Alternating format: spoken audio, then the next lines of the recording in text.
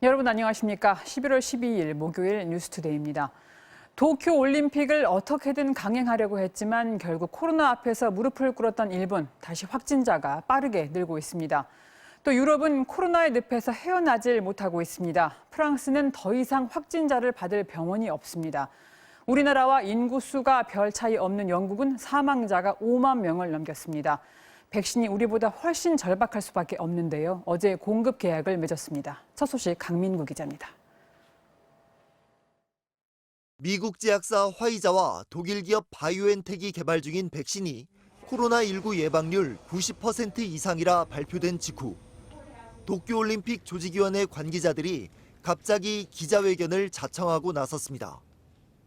ただ、今我々が行っているのはワクチンはまだ使われてはおりませんので、実際にはそれがなくとも今大会で実証させていただいたように 코로나19로 올림픽까지 연기했던 일본은 신규 확진자가 석 달 만에 다시 1,500명을 넘기며 빠르게 확산되자 백신 개발이 절박할 수밖에 없는 상황입니다.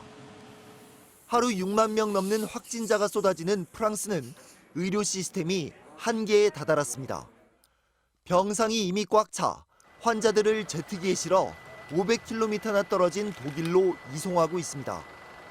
Pratiquement tous des patients qui ont entre 55 et 65 ans, voire un petit peu plus. Ce sont tous des patients qui sont Covid+ depuis plus de 7 à 10 jours. 영국은 코로나19 사망자가 지난 5월 초 이후 가장 많은 수준까지 치솟아 유럽에선 처음으로 누적 사망자 수 5만 명을 넘어섰습니다. 러시아도 하루 사망자 수 430명을 넘기며 역대 최대치를 기록했고 독일은 신규 확진자가 18,000명에 달해 정부가 2차 파동의 심각성을 경고할 정도입니다. 이탈리아 상황도 계속 악화되고 있습니다. 여름 휴가철이 끝난 9월부터 사실상 2차 유행 국면으로 접어들더니 채 2달도 안 돼 누적 확진자가 30만 명에서 102만 명까지 폭증했습니다. 유럽 지역 누적 확진자 수 1,270만 명. 확산세가 더욱 가팔라져가는 유럽연합은 현지 시간 11일 화이자, 바이오엔텍과 계약을 맺고 백신 개발이 끝나는 대로 3억 회분을 우선 공급받기로 했습니다. MBC 뉴스 강민구입니다. 우리나라 상황은 유럽과는 비교도 안 될 만큼 양호합니다만 매일 발표되는 확진자 수가 줄어들지는 않고 있습니다. 어디선가 조용히 퍼지고 있다는 건데 게다가 코로나가 잘 전파되는 겨울이지요. 거리두기 1.5단계의 문턱에 와 있습니다. 김하연 기자의 보도입니다. 국방부 안에 있는 합동참모본부 청사 앞입니다. 줄지어선 차량 안에 탄 사람들이 순서대로 창문을 내려 이동형 선별진료소에서 검사를 받습니다. 국방부 직할부대인 국군복지단 직원 1명이 양성 판정을 받은 뒤 간부 6명이 추가 확진되자 합동참모본부가 선제적으로 검사에 나선 겁니다. 확진자 중 1명이 지난 일요일 용산 국군중앙교회를 다녀온 것으로 확인돼 같은 교회를 방문했거나 같은 아파트에 사는 직원들은 모두 검사를 받았습니다. 이처럼 직장과 병원 등 일상생활을 고리로 한 조용한 전파가 이어지면서 확진자는 146명으로 세 자릿수를 유지했습니다. 최근 일주일간 하루 평균 국내 발생 확진자 수는 99.7명, 한 달 전보다 37명 가까이 늘었습니다. 60대 이상 고령층 확진자도 36명으로 늘면서 수도권 1.5단계 격상 기준인 40명에 근접했습니다. 방역당국은 이런 추세라면 전국적으로 거리두기 단계를 올릴 수 있다고 경고했습니다. 언제든 급격한 확산이 발생할 수 있는 위험성이 있습니다. 거리두기 단계 조정 기준도 2, 3주 내에 충족할 가능성이 커지고 있습니다.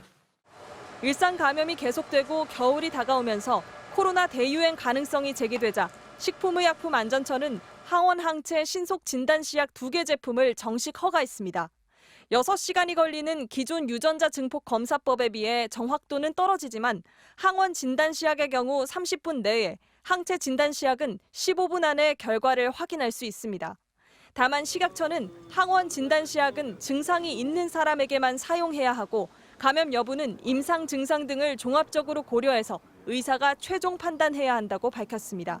MBC 뉴스 김하영입니다. 미국 바이든 대통령 당선인이 어제 재향 군인의 날에 한국전 참전 기념비를 찾아 헌화했습니다. 차기 대통령으로서의 공식적인 참배였는데 동맹들과의 관계를 중요시하는 철학이 담긴 걸로 보입니다.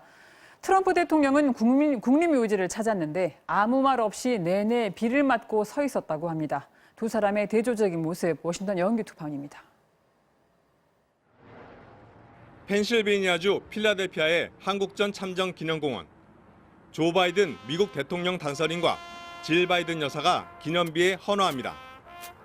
바이든 당선인은 행사에 참석한 일부 인사들과 사진 촬영을 했지만 공식 발언이나 기자들과 문답은 진행하지 않았습니다. 이번 행사 참석은 미국 재향군인의 날을 맞아 차기 대통령으로서 공식 행보에 나선 것으로 보이지만 한국전 기념비를 찾은 점이 주목됩니다. 한국을 혈맹이라고 부르며 각별한 마음을 표시해온 바이든 당선인이 한국을 비롯한 동맹과의 관계 복원에 대한 의지를 드러낸 것이란 분석이 나옵니다.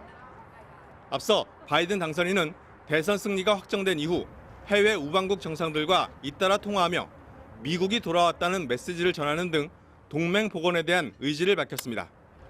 바이든 당선인은 트위터에 올린 글에서 나라를 지키기 위해 용감하게 싸운 참전 용사들의 가치를 결코 배신하지 않는 최고 사령관이 될 것이라고 밝혔습니다.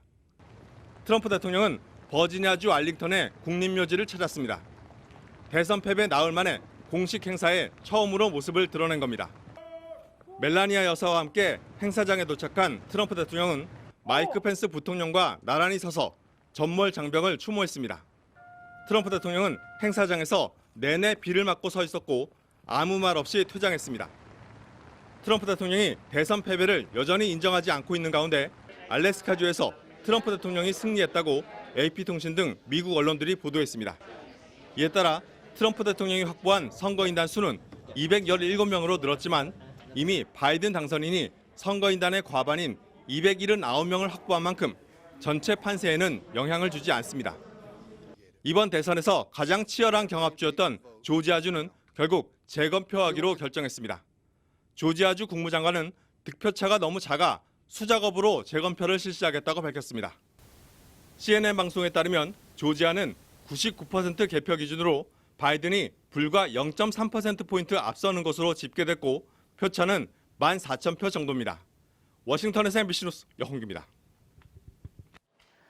바이든 당선인이 오늘 문재인 대통령과 첫 전화회담을 가질 예정입니다. 다른 정상들과 통화하면서 미국이 돌아왔다고 다시 잘 지내보자는 메시지를 전했다고 했었죠. 우리와는 코로나 얘기도 빠질 수 없을 것 같습니다. 강경화 외교부 장관은 바이든 측 인사들에게 북미 대화를 후순위로 미루지 말란 의견을 전달하고 있습니다. 이정신 기자의 보도입니다. 문재인 대통령과 미국 바이든 당선인과의 첫 전화회담은 오늘 이루어집니다.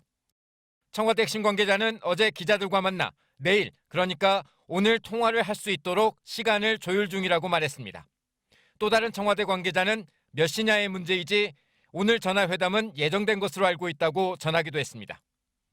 아직 트럼프 대통령이 대선 패배를 인정하지 않고 있지만 유럽 주요국들에 이어 일본 스가 총리도 곧 전화회담을 할 거란 보도들이 나오면서 청와대도 서둘러 통화 계획을 공개한 것으로 보입니다. 한 청와대 관계자는 일본과 한국 중 누가 먼저 통화하냐는 일본의 관심사라면서도 코로나 방역에 관심이 큰 바이든 당선인이 문 대통령에게 듣고 싶은 게 많을 것이라며 기대를 내비치기도 했습니다. 미국을 방문 중인 강경화 외교부 장관도 서둘러 바이든 측과의 접촉면을 넓혔습니다. 차기 행정부 국무장관 후보로 거론되는 민주당 의원들을 비롯해 바이든 측 인사들을 잇따라 만나서 북미 대화가 정상 차원에서 우선적으로 관심을 가져야 할 사안이란 점을 강조했습니다.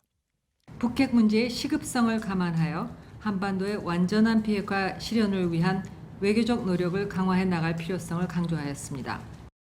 문 대통령과 바이든 당선인의 전화회담에선 한미 동맹을 재확인하고 코로나19 방역 같은 공동 관심사에 대한 의견 교환이 이루어질 걸로 보입니다. 한미 정상회담 조기 개최에 대한 의사타진이 이루어질지도 주목됩니다. MBC 뉴스 이정신입니다. 아직 대선까지는 기간이 어느 정도 남아있긴 합니다만은 윤석열 검찰총장이 한 여론조사에서 대선 지지도 1위에 올랐습니다. 최근 윤 총장의 행보에 불만을 나타내고 있는 여당과 마땅한 주자가 없어서 인물난을 겪고 있는 야당 모두 맞듣지 않은 반응입니다. 최경재 기자입니다. 어제 발표된 한 여론조사에서 윤 총장이 대선 후보 지지도 1위에 올랐습니다. 민주당 이낙연 대표와는 오차범위 이내였고 이재명 경기지사도 제쳤습니다. 정치적 중립을 생명으로 하는 현직 검찰총장이 야권의 잠재 후보로 대선 지지율 1위에 오르는 초유의 사건이 발생한 겁니다. 추미애 장관은 윤석열 총장의 사퇴를 분명한 어조로 요구했습니다. 검찰총장이 정치적 행보를 이어가면서 결국 지지율 1위에 올랐다는 겁니다. 중앙선거관리위원장이 대권 후보로 1위라고 하면은 국민이 납득하겠습니까? 사퇴하고 정치를 해야 되지 않나 생각합니다. 특히 과거 월성 1호기 사안에 대해 3건이나 각하했던 윤 총장이 이번엔 대대적인 수사에 나선 건 정치적 야망 때문이라고 지적했습니다. 정세균 총리는 양쪽을 향해 자숙하라, 점잖고 냉정하라며 거듭 자제를 촉구했습니다.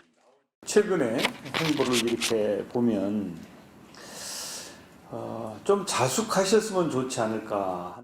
직무를 수행하는 과정에서 좀 더 그 점잖고 냉정하면 좋지 않겠는가. 민주당 내에선 윤 총장을 강하게 몰아붙인 게 오히려 몸집만 키워졌다는 분석도 나왔는데 일단 이낙연 대표는 말을 아꼈습니다. 여론조사에서 현직 검찰총장이